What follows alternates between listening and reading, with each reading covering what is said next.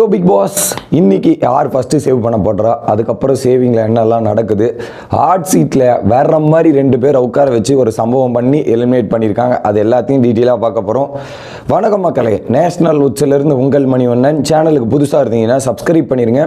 Video பார்க்குற அனைத்து நபர்களும் லைக்கை போட்டு வீடியோ பாருங்கள். நீங்கள் போடுற ஒவ்வொரு லைக்குமே எனக்கு ரொம்ப ரொம்ப யூஸ்ஃபுல்லாக இருக்கும். மறக்காமல் லைக்கை போட்டுருங்க கைஸ். ஸோ நீங்கள் எதிர்பார்த்துட்டு இருக்கு யார் ஜாக்லின் ஃபஸ்ட்டு சேவ்டா, சௌந்தர்யா ஃபஸ்ட்டு சேவ்டா அப்படின்றது தான் உங்களுடைய பெருவாரியான எதிர்பார்ப்பு இருக்கும் நான் நம்புகிறேன். ஏன்னா ஜாக்லின் பார்த்தீங்கன்னா கடைசி 2 டேஸாக லீடிங்கில் இருந்தாங்க. லாஸ்ட் மினிட்ஸில் திரும்ப சௌந்தர்யா ஃபஸ்ட்டு வந்துட்டாங்கன்ற நிகழ்வுலாம் நடந்தது. ஸோ ஓட்டிங் வைஸ் பண்ணால் இவங்க இல்லை அவங்க தான் ஃபஸ்ட்டு சேவ் பண்ணோம் அப்படின்ற மாதிரி நீங்கள் எதிர்பார்த்துருப்பீங்க. ஆனால் நடந்ததே வேறு. யார் தெரியுமா ஃபஸ்ட்டு சேவ்டு? ஸோ நேற்று அடி நீ சுத்து போட்டு அடி துவைக்கப்பட்ட அருண் அவர்கள் தான் ஃபஸ்ட்டு சேவ் பண்ணியிருக்காங்க.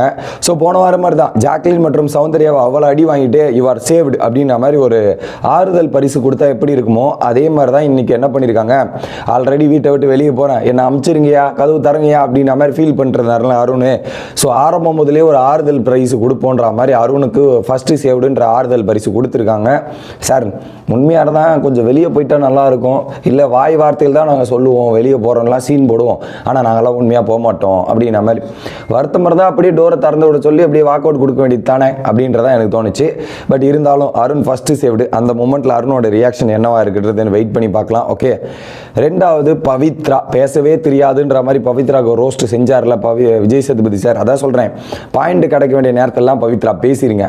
பேசாமல் அடுத்து கம்ப்ளைண்ட் பண்ணிங்கன்னா எங்கெங்கெல்லாம் அடி வாங்க வேண்டியது இருக்குது பார்த்தீங்களா, வாங்க வேண்டியது தான் இருக்கும் அப்படின்னு நான் நினைக்கிறேன். ஸோ அந்த கேட்டகரியில் பவித்ரா செகண்ட் சேவ்டு அப்படின்றது பார்க்க முடியுது. ஓகே, அடுத்து சௌந்தர்யா தேர்டு சேவ்டு வராங்க. அந்த தேர்டு சேவ்டும் எப்படி வரப்போகுதுன்னா, அன்ஷிதா சௌந்தர்யா ஒரு டிஸ்கஷன் நடக்குதுல்ல மக்களே, அந்த இடத்துல தான் சௌந்தர்யா தேர்ட் சேவ் படுவாங்க அப்படின்ற மாதிரி இது ஒரு கெஸ்ட் தான், இவங்க தான். ஓகே, அதில் சௌந்தர்யாவுக்கு ஒரு வார்னிங் போயிருக்கு அப்படின்ற தகவலுமே வருது. ஒரு வார்னிங் அந்த சௌந்தர்யா அன்ஷிதா இஷ்யூவில் கார்டுலாம் கொடுக்கல, ஒரு வார்னிங் சௌந்தர்யாவுக்கு திரும்ப கொடுக்கப்பட்டிருக்கு அப்படின்றது தான் எக்ஸ்க்ளூசிவான தகவல். So Soundarya will be the third saved. இப்போ நான் சொன்னல இந்த ஒரு 3 ஃபஸ்ட்டு செகண்ட் தேர்டு, இந்த 3மே கரெக்டான நியூஸ். ஓகே, எந்த விதமான மாற்றுக்கிறதுல இந்த 4, 5, 6 தான் கொஞ்சம் டவுட் இருக்கு. ஓகே, இந்த 4, 5, 6 தான் மேபி அது மாற்றங்கள் நடக்கலாம். நான் கன்ஃபார்மாக இந்த 3த்தையும் சொல்லிடுறேன். அந்த 4, 5, 6 யாருன்றது நீங்கள் சொல்லிடுறேன். 4வது அன்ஷிதா அப்படின்ற தகவல் வந்துட்டு இருக்கு. ஸோ அன்ஷிதா மெலாபர் மேனேஜராக சூப்பராக பண்ணாங்க. ஓகே, அடுத்து 5வதா ராயனோட பர்ஃபார்மன்ஸும் இந்த வாரம் பயங்கரமாக இருந்துச்சுங்க. ஒரு எபிசோடில் நிறைய விஷயங்கள் கட் பண்ணி தூக்கி போடுறாங்க. அதை பேஸ் பண்ணி நான் ஒரு வீடியோவே போடுறேன். பட் ராயனோட பாயிண்ட்லாம் நெத்தி போட்டில் அடிக்கிற மாதிரி அப்படியே வேற மாதிரி கிறிஸ்டல் கிளியராக இருந்துச்சு. சூப்பர். அதனால் ராயன். அதுக்கப்புறம் ஜாக்லின். ஸோ ஜாக்லின் 2 வாரமாக ஃபஸ்ட்டு சேவ்டு பண்ணாங்களே, ஸோ இந்த வாரம் கொஞ்சம் ஜாக்லினை பதட்டத்தில் வைப்போம் அப்படின்றது தான் பிளான். ஜாக்லின் ஆல்ரெடி பயம் இருந்தது, ஐயோ நம்ம இந்த வீட்டை விட்டு பொழுகிறோமோ, எலிமினேட் ஆயிடுமோன்ற ஒரு பதட்டமும் பயமும் நேற்று முத்துக்குமார் கிட்ட சொல்லிட்டு இருந்தார். முத்துக்குமார் சொன்னாங்க, அதான் பதட்டப்படாத ஜாக்லின், பயம் இருக்கத்தான் செய்யணும், அது ரொம்ப ரொம்ப முக்கியம். யார் என்ன எலிமினேட் ஆவாங்க நமக்கே தெரியாது. ஸோ அதனால் கேர்ஃபுல்லாக உஷாராருன்றதை நேற்று முத்துக்குமார்லாம் பேசியிருப்பார் ஜாக்லின் கிட்ட. அதை இன்னும் கொஞ்சம் வெறுப்பேற்றுற விதமாக ஜாக்லினை 6வது சேவ்டு. ஓகே, அதில் நான் திரும்பவும் சொல்கிறேன், 4, 5, 6 வேணால் மாற்றம் இருக்கலாம். மேபி ஜாக்லின் முன்னாடி வரலாம், ராயன் பின்னாடி வரலாம், அன்ஷிதாவும் பின்னாடி வரலாம், இந்த மாதிரி நிகழ்வுகள் நடக்கலாம். பட் இதுதான் ஒரு ஆர்டர் வச்சுங்க.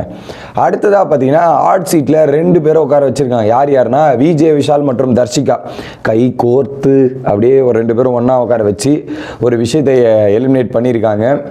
அந்த ஒரு மூமெண்ட்டை நான் பார்க்க காத்து கொண்டிருக்கிறேன் அப்படின்றது நான் சொல்கிறேன். ஏன்னா இப்போ விஜய் விஷால் ஓகே நான் எலிமினேட் ஆகிறேன், தர்ஷிகா நீ இரு அப்படின்ற மாதிரி இவர் சொல்லுவார். உடனே இவங்க என்ன சொல்லுவாங்க, இல்லை விஷால் நீ இரு, நான் வேறு நேற்று திஷ்டி கயிறுலாம் கட்டி விட்டுருங்க, உங்ககிட்ட இருக்கிற திஷ்டியெல்லாம் கழியணும், அதனால் நீ வீட்டுக்குள்ளே இருன்ற மாதிரி சொல்லியிருப்பாங்க. கடைசியில் அந்த திஷ்டியாகவே இவங்க தான் இருந்திருக்காங்கன்றது போக போக புரியும்னு நான் நினைக்கிறேன். ஸோ அந்த கேட்டகரியில் தர்ஷிகா எலிமினேட் ஆனவுடனே விஜய் விஷால் ரொம்ப எமோஷனல் மோடு போகிறதுக்கான வாய்ப்பு இருக்குது அப்படின்றத நான் பார்க்குறேன்.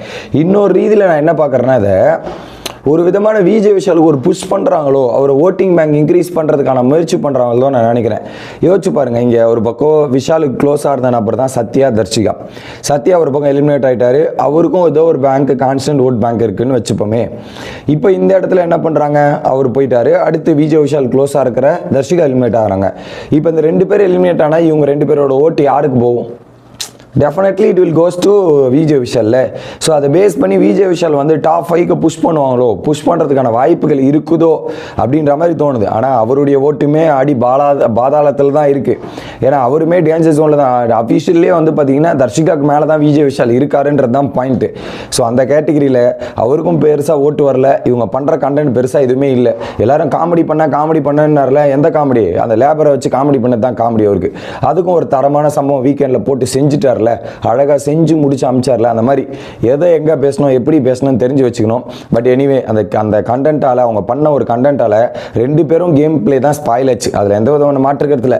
பட் விஜய் விஷாலுக்கு ஆல்ரெடி ஸ்பாயில் ஆச்சுன்னு வச்சுப்போம். ஆனால் தர்ஷிகாவுக்கு அதை கண்டென்ட்டை பண்ணாமல் மேபி கேமை ஃபோக்கஸ் பண்ணி பாயிண்ட் அவுட்லாம் பண்ணியிருந்தாங்கன்னா இப்போ வீட்டுக்குள்ளே இருந்திருப்பாங்க. பட் இதுதான் மேஜர் கண்டென்ட் ஃபோக்கஸ் பண்ணதும் அதுதான் உங்களுக்கு ஆப்பாவே அமைஞ்சிருக்குன்னு நான் பார்க்குறேன். உங்களோட கருத்துக்கள் என்ன அப்படின்றத கமெண்ட் பண்ணுங்கள். அடுத்த வீடியோவில் வந்து சந்திக்கிறேன். Bye guys.